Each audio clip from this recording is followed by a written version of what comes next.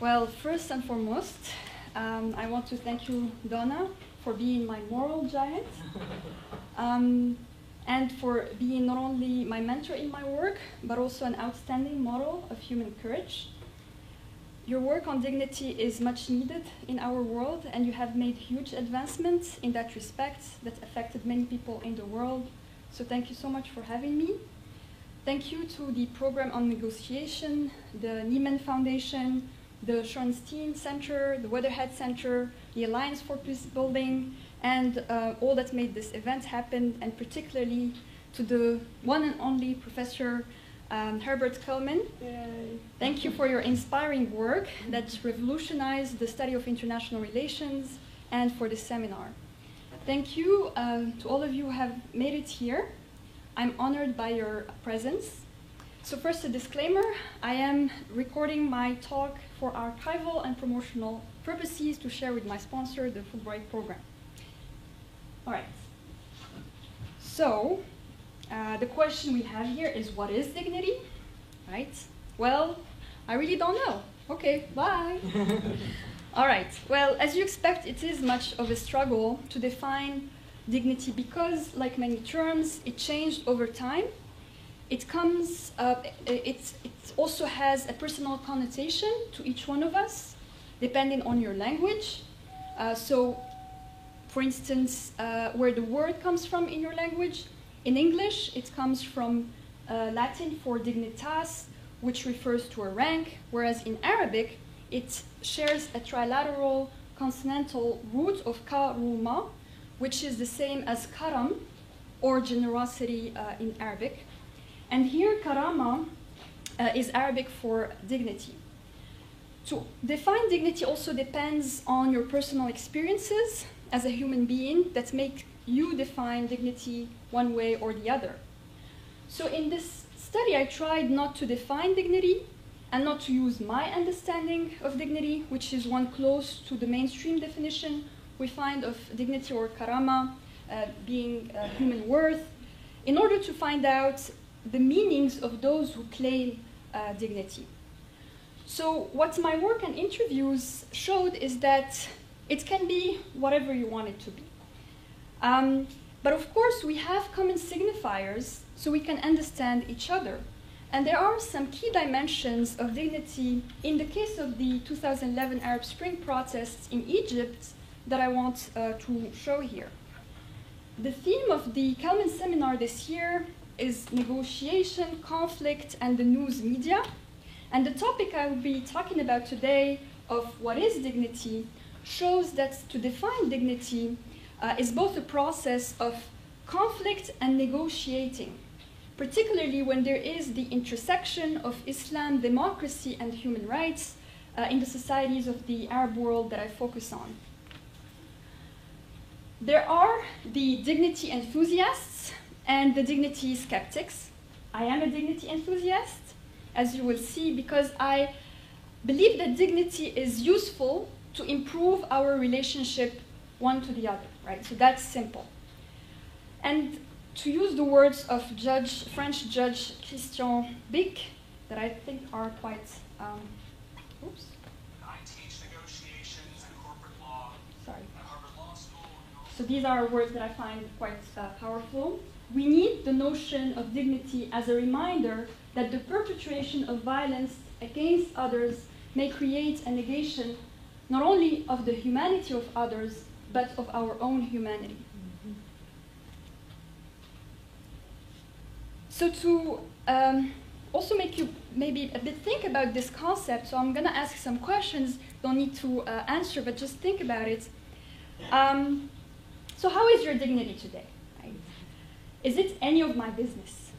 Should your state protect it? Do you have it no matter what you do, or does it depend on what you do? Is dignity something you should, that your state should protect, or not? Is dignity something important, or is it nonsense? So are you feeling a headache? Well, that has been my happy headache for some years, well, up to now. And to put you a bit in the mood, I would like to start with this short excerpt from the 1934 movie The House of the Rothschild, in which we see dying Father Rothschild giving some valuable advice to his sons. This is not only a moment of nostalgia for Hollywood productions of the 30s, but also an example of how resounding this short speech is to many different groups in the world who are subject to a form of oppression or exclusion.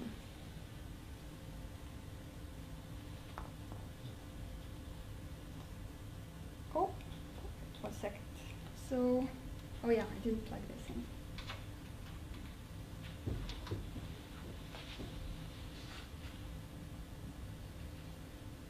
The house where they were all born. Remember this before all. That neither business, nor power, nor all the gold in Europe will bring you happiness till we, our people, have equality, respect, dignity, to trade with dignity, to live with dignity, to walk the world with dignity.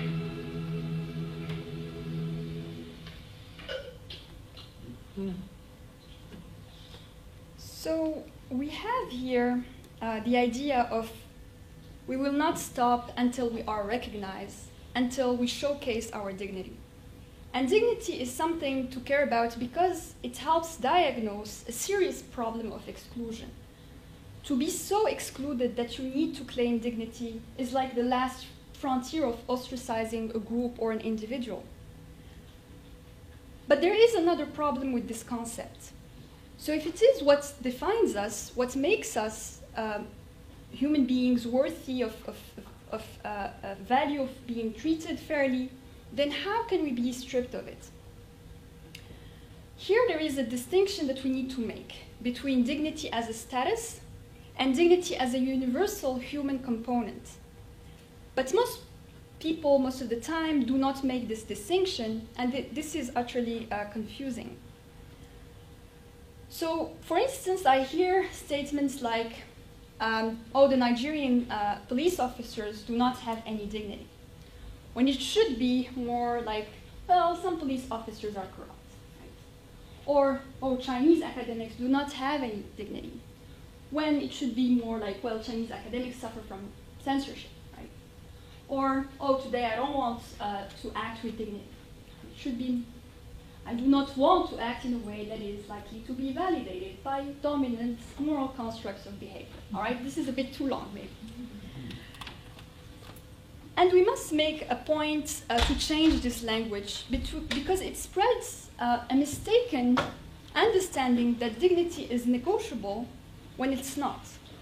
It is there, and it must be asserted if it is overlooked. Now, moving on to exposing my research findings to you.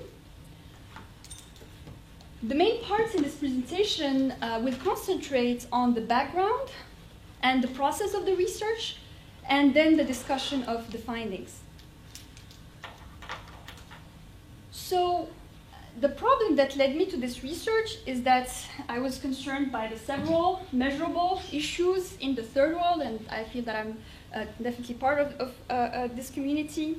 So, of course, poverty issues, governance issues, human rights violations, security issues. But what about beyond the visible? What about traumas, and what are their effects? Another problem I found is that dignity as a concept is often studied in bioethics and philosophy, and there is a lack of a clear discussion of dignity as a powerful social and personal concept in political science. In the study of political science, we give more importance to the study of institutions, structures, and procedures. In economics, on the other hand, we are seeing increasing attention for quite some time now to non-material dimensions of well-being, right? Well, there are some responses to this lack, obviously. So the way I went about my literature review was to look at the different disciplines in social sciences and studies that focused on the concept of dignity. So in historical studies, and particularly looking at dignity in the case of the history of Egypt, we see that in Egyptian society and politics, the use of the concept of dignity benefited from a context of feelings of humiliation, backwardness, and a sense of helplessness spread among the local populations since the Free Officers' Revolution in 1952 that kicked out the Muhammad Ali dynasty of foreign origin, Albanian origin. And this negative mood was also exacerbated by the increasing number of Egyptians in poverty. In sociology, we have the look at how key concepts drive revolution, and of course the notable work of Barrington Moore. So he talked about the importance of the bourgeoisie in triggering revolutions and leading demands. Asif Bayat, right, also used the work of Moore and stressed the importance of moral outrage, right? So the driving of moral outrage in the case of political protest in the Middle East. We also have the recent collaborative work of Michel Lamont on the recognition gap, right? So this cultural exclusion, if you want, that is useful to provide evidence that marginalization is damaging and could be tackled via inclusive policies. In development studies, of course, Martha Nussbaum's work on capacity building and non-material dimensions of well-being, and she, of course, focuses much on dignity. We have also Feng Xia on the incompatibility between a global capitalist context and a genuine expansion of the society of rights and human rights. So this incompatibility creates this frustration, right? So this almost assault on dignity. In political science, early on, the work of Kartzer in trying to look at how key concepts and big defining concepts can drive political movements. So we look at how different issues and agendas can bring several political movements to intermingle in a form of solidarity without consensus, and then strengthen the momentum of, for instance, a political opposition. We have also this problem of differentiation between reality and expectations, and particularly in the context of global development, which in consequence leads to this idea of life as a spectacle, right, driven by consumerism and even the consumption of political demands. In terms of work also in political science trying to be more pragmatic about dignity, we have Georges Kateb on the importance of human dignity to strengthen the political claim of human rights and, in that sense, achieve better democracy. Sami Zemni, who wrote about the Arab Spring, brought an important insight on the need for what he called a moral economy. So here meaning an economy where we respect norms and values. And this is something lacking for him in the context of predatory practices in business and even in public administration that we find in many Arab countries. In psychology, we have the groundbreaking work of Donna Hicks, and we're lucky to have her with us today. As a conflict resolution expert, you noticed the damaging power of dignity wounds, particularly when dignity is not honored. Also, studies have shown that assaulting dignity triggers the same parts in one's brain than those stimulated by physical pain. So this supports your argument that we should protect people's dignity from harm, as those who are hurt turn violent in doing so. So there is here really much of a need to do so. You also underscored the legitimacy of demanding dignity that one could see with the immediate and widespread sympathy for the protesters in the so-called Arab Spring. In philosophy, we have several works. I'm singling out Michael Rosen's, who is a dignity skeptic, right? So he prefers to refer to dignity as a code of conduct rather than a defined concept because of this problem of confusion, right, with dignity. But he still uses it, and he finds that it's much helpful in action, right? So this idea of treating people with dignity. In post-colonial studies, looking at them is helpful to understand the context of Egypt and societies of the global south. And Chatterjee, Partha Chatterjee's work on the emergence of new models of political participation in the post-colonial world, such as forms of survival bargain with the state. So in which the most marginalized, the poorest, actually can use a moral pressure on the state.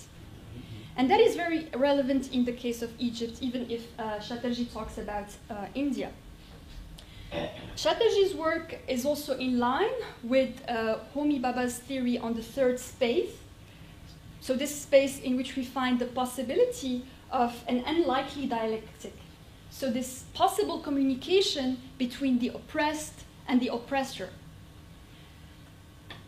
Overall, in addition to the role of dignity as an unfulfilled quest, right, that we find in these post-colonial studies, and this is in the context of continuing repression and humiliation, we see that it also has the capacity of legitimizing protests, right?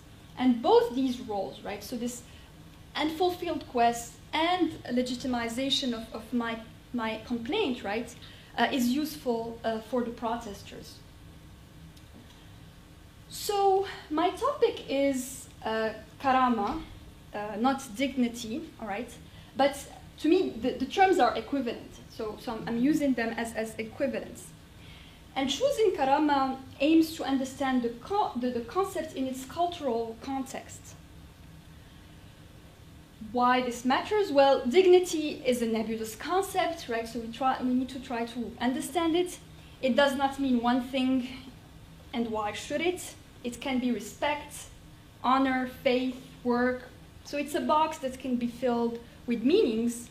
And in the revolution, it was used among other slogans, but so did protesters in the US, in Wall Street, or in Cibeles in Madrid, or people battling for marriage rights.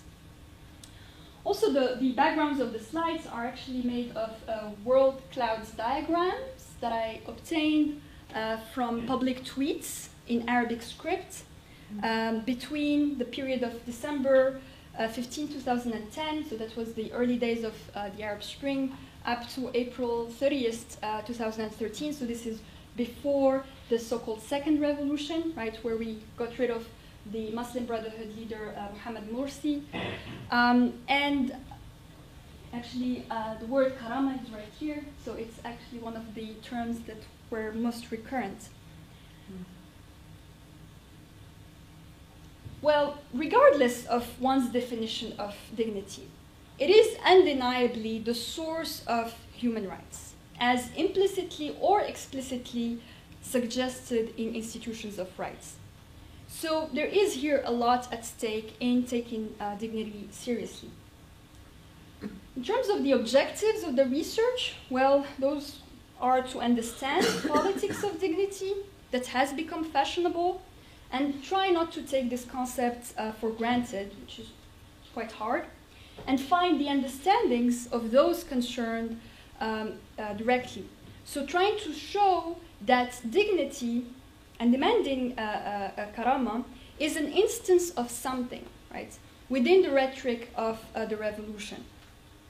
The purpose of the study is also to engage with the concept beyond meanings that are dictated by a global view of the concept based on universality of human rights, for instance, so these structuralist views, right, and that sees dignity as a human right, to try and reify an abstract form of the concept.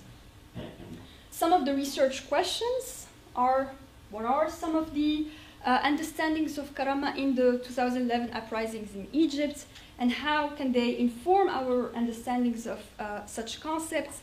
What can we learn from the politics of dignity in this case, from the Egyptian society during the 2011 Arab Spring, that could help us understand political and development issues in this society, and to some extent in societies where we see similar struggles. In terms of what I'm trying to say here, well, I argue that there are multiple understandings of karama. And this rejects statements like that attempt to actually present an Egyptian understanding of karama or dignity, or a Western understanding of karama or dignity, and more importantly, a universal understanding of karama or dignity. Also, the vague and oftentimes inexistent definitions of dignity in constitutions, United Nations Declaration of Human Rights, which represents a non-binding customary international law, and other legal texts such as corporate bylaws, facilitate the politicization of dignity claims to serve particular interest groups. I also argue that the variety of issues attached to claims of dignity gives an insight on structural, so here meaning stemming from a global view, so structural problems of a capitalist order, right? So this widening gap between the rich, the middle class, and the poor. And also an insight on the interference of religion and politics. And we will see with the theme of karama as faith, right? Particularly Islam. And of course also on issues of social and political development.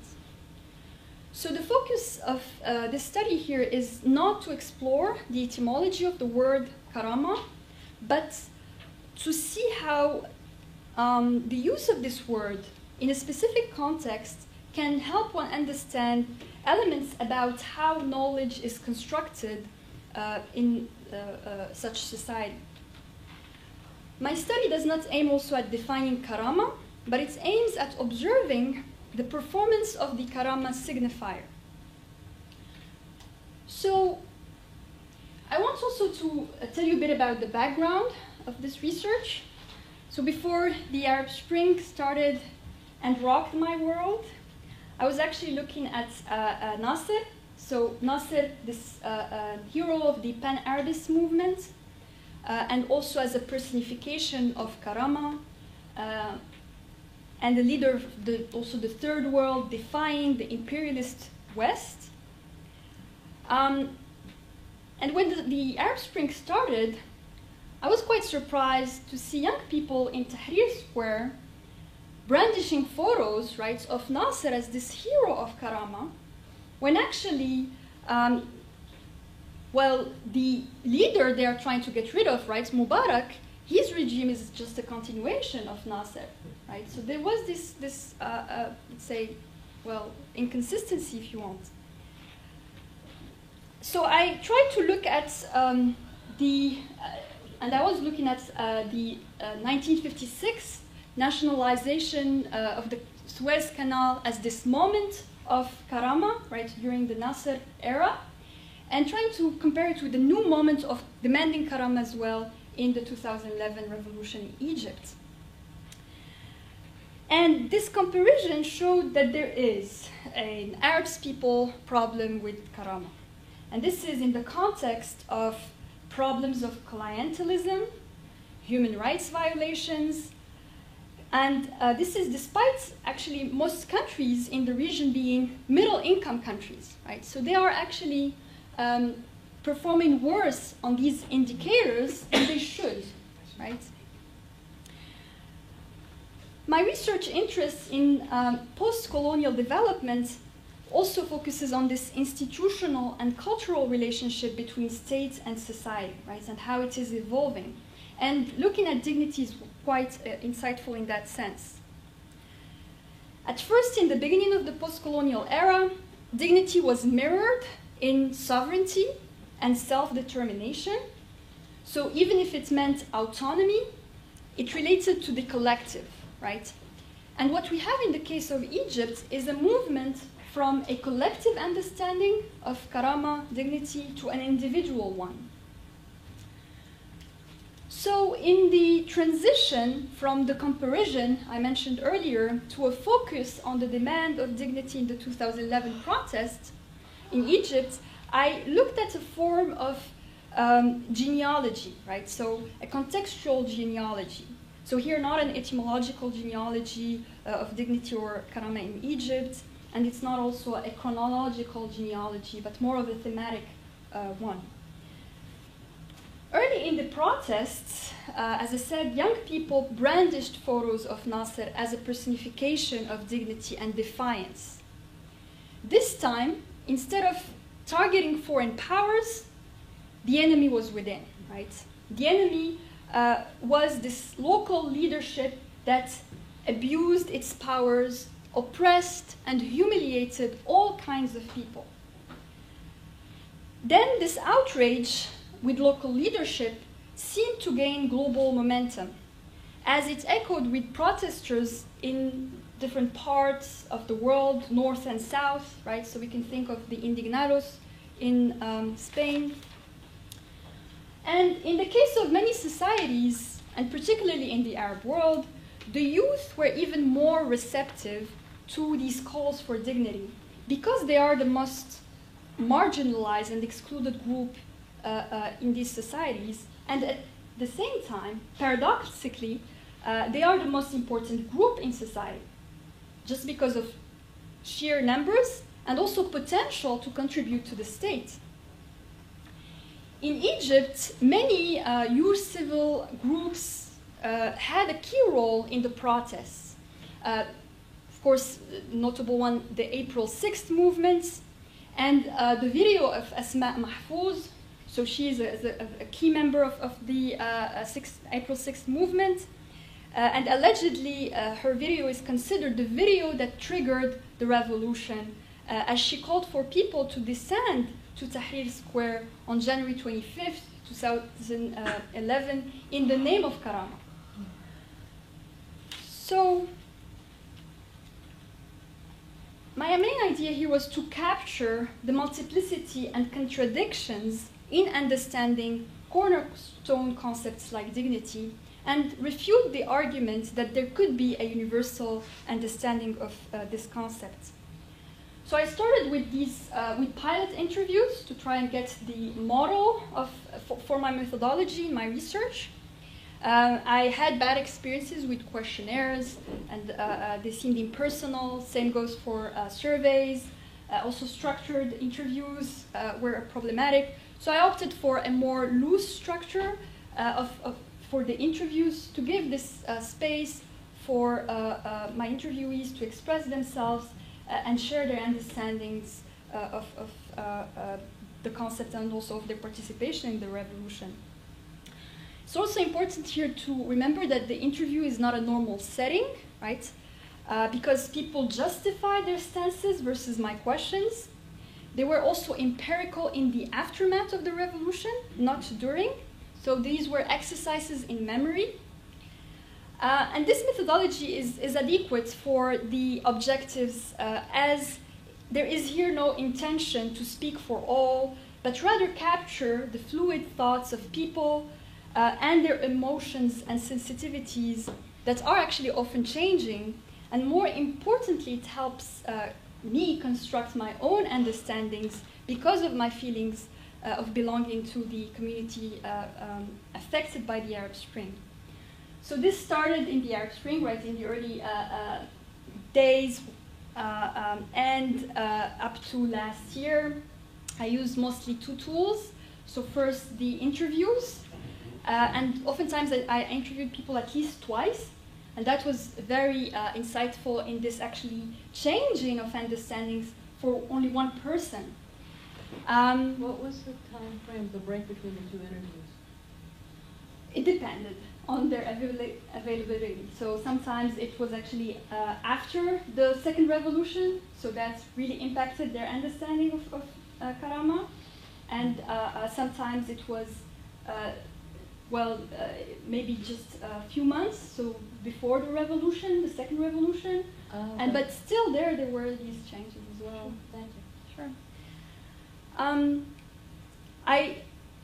These interviews, as I said, were also retrospective in nature, so they used this cognitive work of reconstructing memory. I also used what I call human expressions. So these are graffiti, novels, cartoons, films that happened in the space of the revolution or that are related to the space of the revolution. And many times the interviewees would point me to a relevant song or artwork that I need to check out. So what came out was from these preliminary rounds and also later on, is that there are these big categories, right? So these main themes that people associate with Karama. Well, Karama as faith, right? And mostly Islam. Karama as identity, and mostly an Arab problem. Of course, Karama as a human right. And Karama as materiality, so mostly job, money, or other material possessions. Well,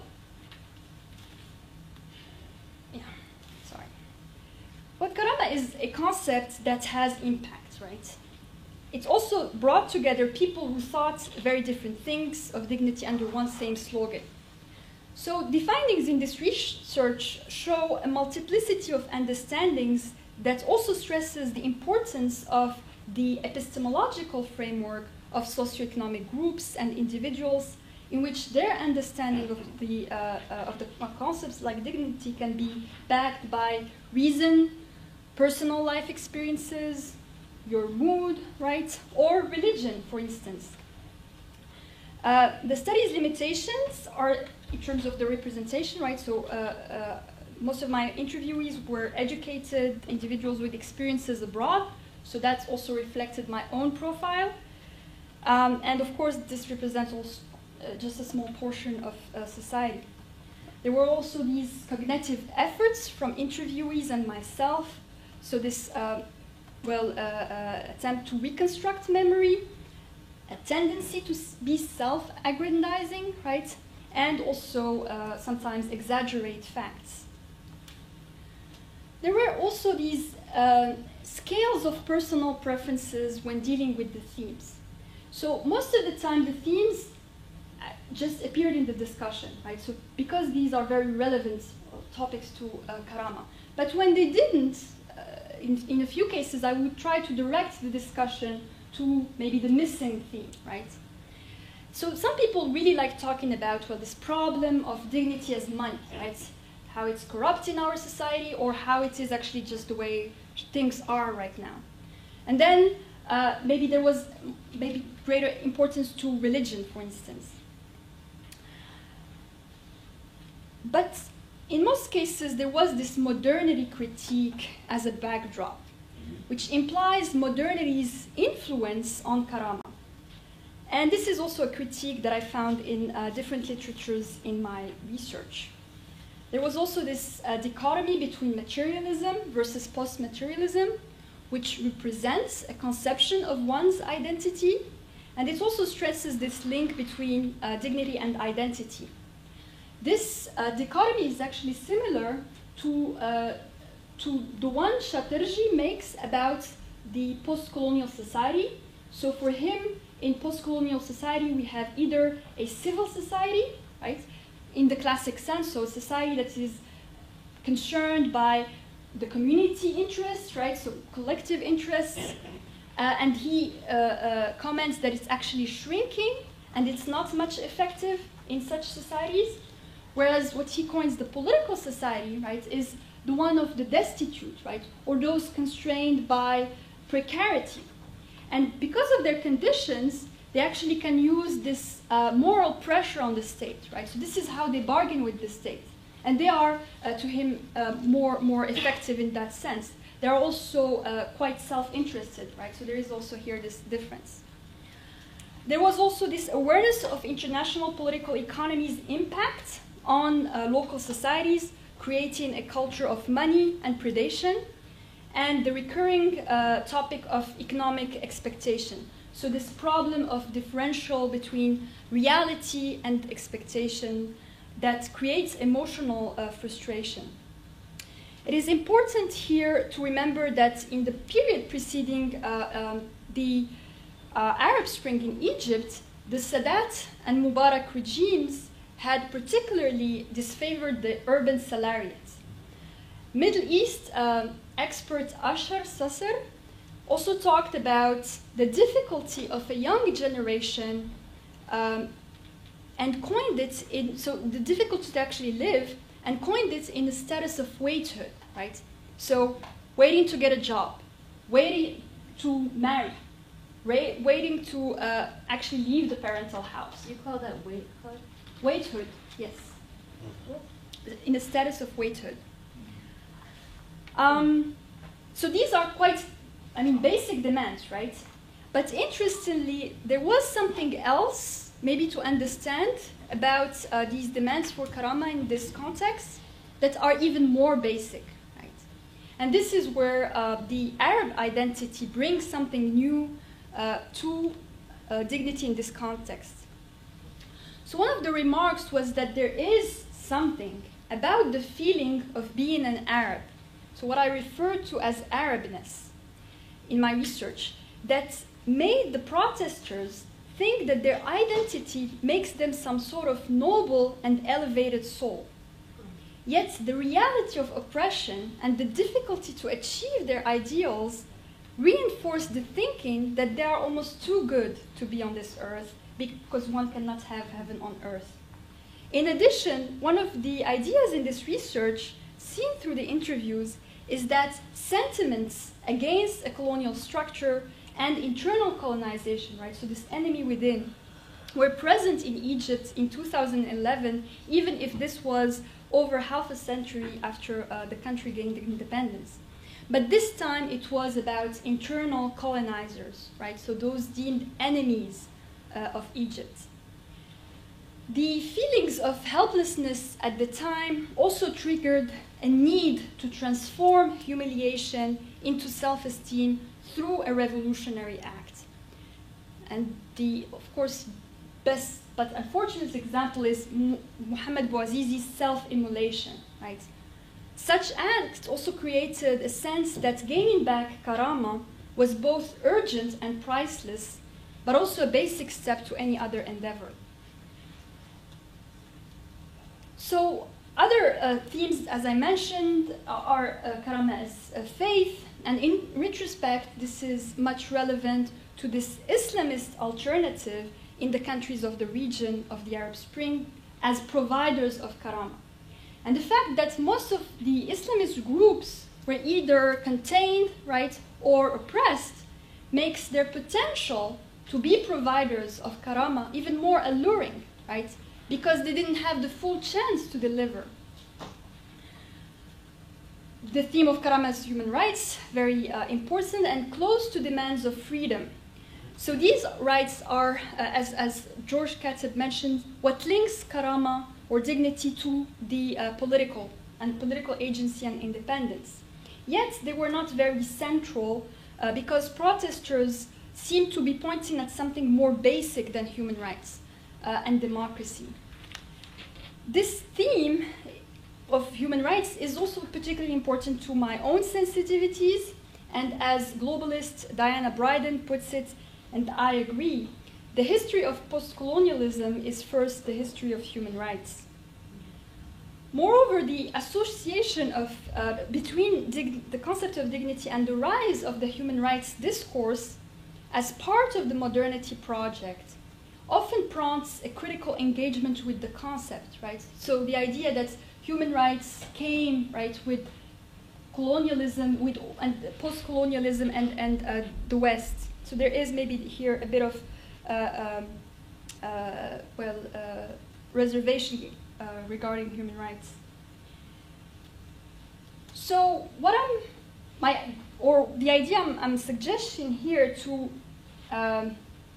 describe, right, dignity in the case of protests is this idea of dignition, right? And this is a portmanteau between dignity and recognition. In Arabic, i'tiraf for recognition and karama, so i'tikram. In French, dignité, reconnaissance, dignisance. So I'm just playing with it. And it's important here to remember that in this study I was first particularly interested in the claim of karama and why it is now all of a sudden important and why these global connections affect us.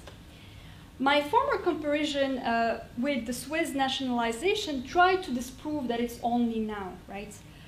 The study suggested a specific need of recognition, whereas now I am moving the idea of dignition to a pressing and urgent yet basic demand, right?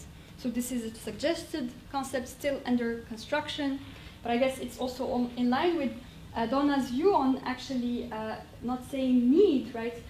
Because it might entail that we lack dignity, and that's problematic. The context of increasing global connections in our societies also matters greatly. So the literature in political science on the region often speak of Arab exceptionalism, right? And this seems to contrast a possible homogenization due to globalization, right? So most systems are expected to be more homogenized. And this Arab exceptionalism helps to explain the endurance, right, of authoritarianism and oppression in these systems. But as the notable Professor Roger Owen notes in his most recent book about the Arab Spring, the protests proved the end of the so-called Arab exceptionalism because they reflected a global phenomenon of moral outrage due to indecent inequalities. So dignition is an attention catcher. It screams, "I am here." It has this ability to signify many things to many and different people. And this is in line with my argument we saw at the beginning that politics of dignity is a catch-all political demand serving particular and varying interests.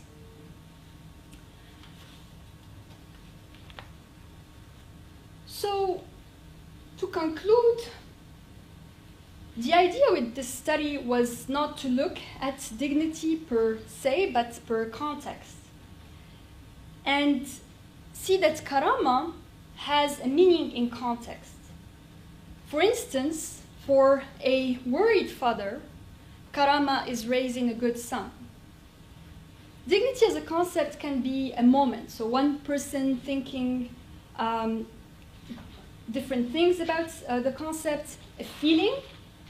So this shows how important it is to reinstitute the term in the form of life. The demands for karama were also linked to the process, to the power, of moral outrage, right? So this power to stand to injustice. Seeing politicization of dignity through emotions is also something I would like to add to this idea and suggestion of dignition. And remember a concept in construction. So the fact that dignition triggers, right, these emotions, and this is where its power comes from. So this also helped to understand why in my first study comparing 2011 to 1956 in Egypt, I used the term need instead of demand, right? So more of an emotional need, right, rather than an actual need of dignity. So this is significant in the context of global calls for human empowerment and development. And looking at Egypt is very useful to understand the Arab world. What I'm also proposing is looking at social concepts in practice and in the field and take the meanings from those concerned instead of going into the field with our academic understandings. And the aim is to witness a negotiation of the ways these terms may be relevant and meaningful at one particular moment in historical time. In terms of applications, well, we are seeing processes of legalizing dignity, and here meaning moving dignity from this fluffy, right, concept that we find somewhere in the preamble, right, of constitutions to become a constitutional right. And the work of Harun Barak is going into that direction.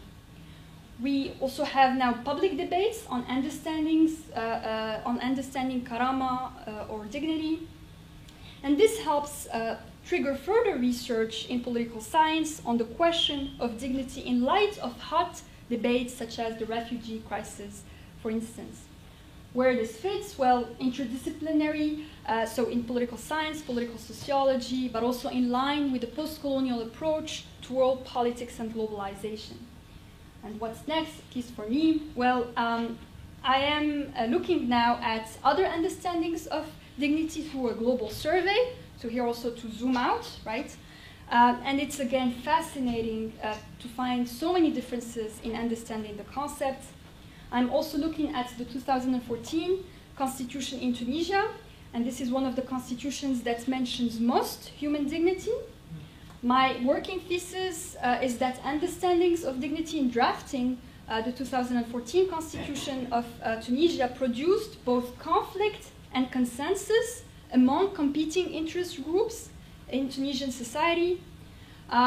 So particularly this competition between secularists and Islamists. For example, we see consensus regarding the importance of creating an institution of dignity, providing rights in line with a recognition of individual dignity. But we see conflicts, for instance, regarding understandings of worth. And worth is very important to define dignity. And worth, for instance, in line with the religious narrative, particularly concerning women's empowerment, right? So there was this infamous article of women completing men, right? So this is demeaning, right? Women completing men and problematic, but in a religious narrative, it's actually appreciated, right? So it means this harmony between women and men. The findings so far is that for the way demands for dignity work is in a sense like a diagnosis, right? So for something else, right? And dignity has the power to propel, right? So catapult one's demand to the forefront, right? So when this demand is tied to dignity. So for example, if I say, I want to marry, right? Well, this is my problem, right? And it's not such a big deal. But if I say to allow me to marry is to give me my dignity, right? I made my demand much more important. So because this tie into dignity legitimizes the complaint and the suffering, it also seems that there are two levels of dignity assaults as expressed by individuals. So first, an individual sense, mostly psychological sense of my human pain, and a collective sense, so mostly a sociological one, of moral outrage. And this shows how my pain becomes yours, too. So an assault on dignity is not only the ill of one person, but it can be contagious, right? So even if the others are not hurt directly. Lastly, the economic dimension of demands of dignity is also very important in our context of globalizing economies. And for that matter, Sarah Chase's most recent book on kleptocracies shows how many people actually feel that corruption is a human right. And that is in line with the Tunisian case, where demands for dignity are increasingly becoming demands for economic reparation, right? The 1948 Universal Declaration of Human Rights also lists economic rights. So we have access to property, paid vacation, social security, and analysts and the philosopher Elizabeth Anderson mostly related such economic rights to human dignity. So in the case of increasing inequalities, dignity can unlock and legitimize greater access to resources to all people and improve their experience of life when they securely access these resources. So I would like to end with a musical note from a hip-hop group from Egypt, the Arabian Nights, quite known for their revolution-themed song. So this.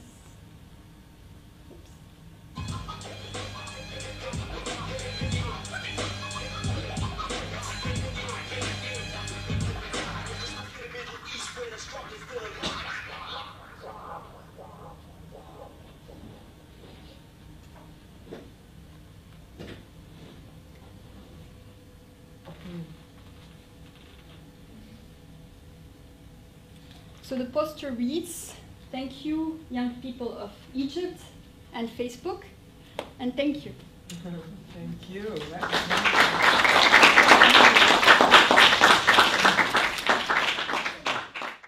All right. So there were 30 interviews, and so these are codes, so anonymized, right? And the way I selected them was actually just through snowball effect. So I had snowball effect. So I had some of my contacts that I used to ask about people who protested in Tahrir or in other parts of Cairo in the revolution, right? So the revolution meaning from January 25th to February 11th. So this is when Mubarak was out, right? So that was the time frame. So they had to be people that were there in the revolution. There was no intention to have a balanced group. It was really just to have actually people that were willing to express themselves. But of course, I tried to have a bit of a balance. So for instance, I didn't have much contacts with non-Muslims, right? So I asked actively for that, right? I also, in terms of gender balance, it's about balance. So I was a bit, it was more men, right? But I try to be attentive to that. In terms of age, actually it's well, maybe a bit older than you would expect. Yeah, I'm right? surprised with that. Yes. And the numbers here are about actually how many, when these interviews were recurrent. So again, here there were some people that I could only interview once, and some I was able to interview up to 4 times. And during the discussion, so the interviews would go from maybe a bit less than an hour up to 3 hours sometimes. The main question was, what made you go there, right? So that was almost like the hook, just let's start with this. And oftentimes, very quickly, there was a discussion of humiliation, dignity coming up quite at the beginning, and a particular theme, right, discussed. And if one of my themes was not discussed, I would try to bring it to the discussion. I didn't have that dimension in mind when doing my analysis, but well, from my recollection, I don't think that there was much of a difference in terms of gender impact in understanding of Karama. To me, what was most salient was religiosity, rather than gender. So I'm in favor of legal action, and in the case of Egypt, I think that it would be maybe meaningful to look at cases from the region, because there might be more of a lesson to learn and similarities. So looking at the constitutional changes that happened in Tunisia and that are to be more successful and could be a model for Egypt. So the constitution in Egypt is quite problematic. It was revised very superficially, and there is also pretty much a jeoparding of constitution. So it's not taken seriously, right? We have provisions that could make maybe human rights violation more persecuted, but they're not. So first, changing the constitution, right? And also using the constitution to have clear laws on torture, for instance, right? On also discussing the problem of how we convict these so-called enemies of the state, right? Why do they get these expedited convictions maybe in martial courts, right? So these are things that need to be tackled in order to maybe improve, right, the status of Karaman. Well, so this actually reminds me of the question of criminalizing maybe indignities in some way. Okay. And in that sense, there is some work done, so I'm going to actually use so if you want to reference Eric Bleich's work, so E.R. Bleich, so B-L-E-I-C-H. So he talked about the freedom to be racist, right? And he looks at how in the US we give much more weight to liberty, freedom, the values of liberty and freedom. So you have the First Amendment, right, about freedom of speech, and this is very important in this country. But actually it shows that we have cases where we have anti-racist laws, right? So we limit in some way this freedom of speech, right? Because it can incentivize violence, right? And in the case of Europe, for instance, where we have more of explicit laws on anti-Semitism, for instance, right? So these are clearly anti-racist laws. And there it's because we have a greater actually attention to the idea of dignity of people, right? More than freedom, right? But even in Europe, so we have more of laws, but actually sometimes they're not used. So that can be even more frustrating, right? So this is almost showing how it's hard, right, to find the right way, right? So do we criminalize like Europe, right? But we might have a problem of actually sometimes not using it and creating greater frustration, or, well, just standing for freedom of speech like in the US, but actually there are limitations to the so-called freedom of speech. So I think that in the case of the US, there were some cases that he mentioned where we see this attempt to maybe, well, correct these or deal with these indignities, right? So when we have this maybe language that is racist and targeting some groups, and where there was prosecution, right? So we prosecuted those people. So I think that when that happens, that is a way to deal with this problem. And what he is showing is that in the US, we have a bit of a retraction on actually more prosecution. So he showed that there was more in the 1990s. So that now there is a bit less. So I think that if there is maybe a bit more of a clearer discourse that really laws on anti-racism are important, right? So maybe toning down a bit this freedom of speech at all costs could be something that would maybe create more of a context of dealing with indignities in the US. In terms of why dignity was the framing element, and why it's particular in the Arab societies, or in this case, Egypt. So, from what I have been seeing in my research, the reason why it was so maybe resounding to these people in these social movements was because it's oftentimes it was directed to this problem of identity, right? And I think that the problem of identity is quite unique to the Arab world.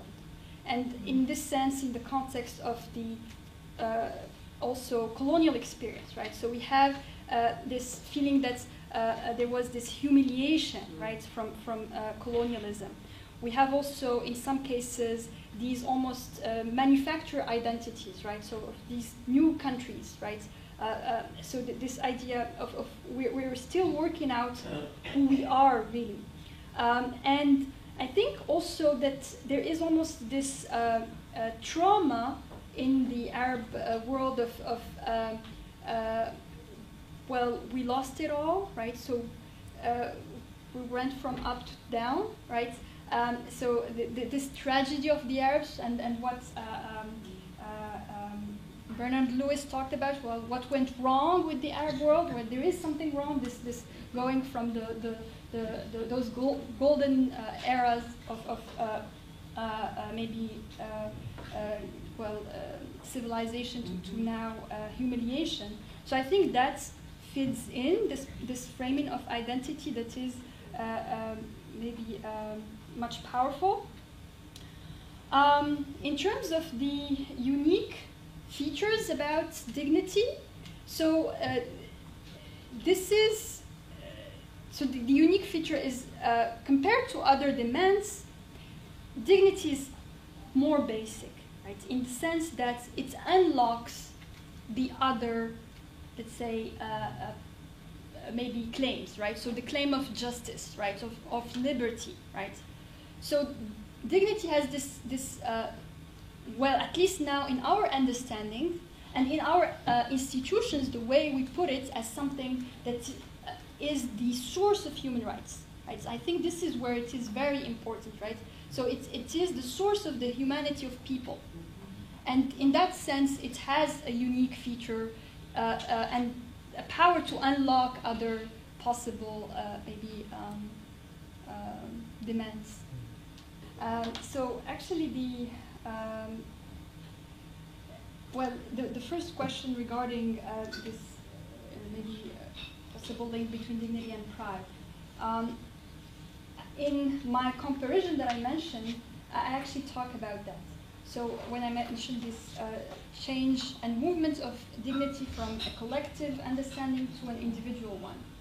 And in the case of Egypt again, there was at first a clear link between dignity and pride, because this idea of self-determination, right? So as a nation, we are now independent, right?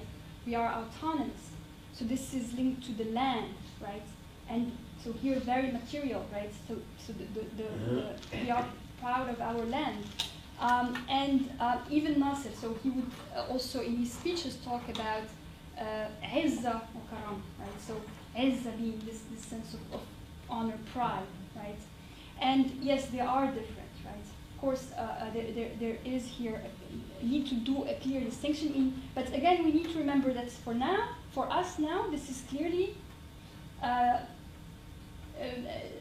it's clearly two separate things.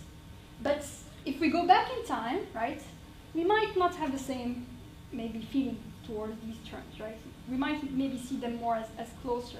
And we don't know what would happen maybe in the future, right? But why is this separation? Sorry?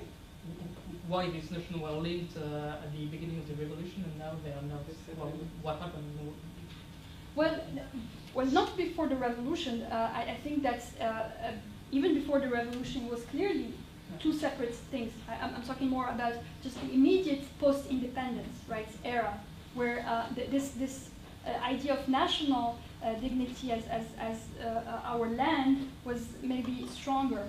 And maybe why it changed? Well, when we look at history, right, after World War II, we have now these institutions of human rights that emerge and become strong. So this individualized sense of dignity also was due to that, right? And it spread all over the world to some extent.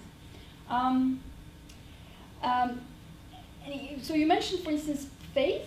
So here, when there was this understanding of faith, sometimes it was also linked to pride, right? So the pride of being Muslim, for instance, right? So this idea that there is this greatness about being Muslim and having dignity from that. Yes, in the discourse of Nasser, there was this idea that Egypt, right, was the pride of the Arab world. In terms of linking dignity to inequality, so I talked about the later, or a bit of my latest work. So this is when looking at the economic dimension of dignity. So here, how actually human dignity can justify our claim to economic rights, right? So we need to have these economic rights in the name of dignity. And a reading of the Universal Declaration of Human Rights actually shows that, right? That we can claim, let's say, those economic rights in the name of dignity. So the problem of these inequalities, right, makes then let's say, the problem of actually justifying dignity as an institution problematic, right?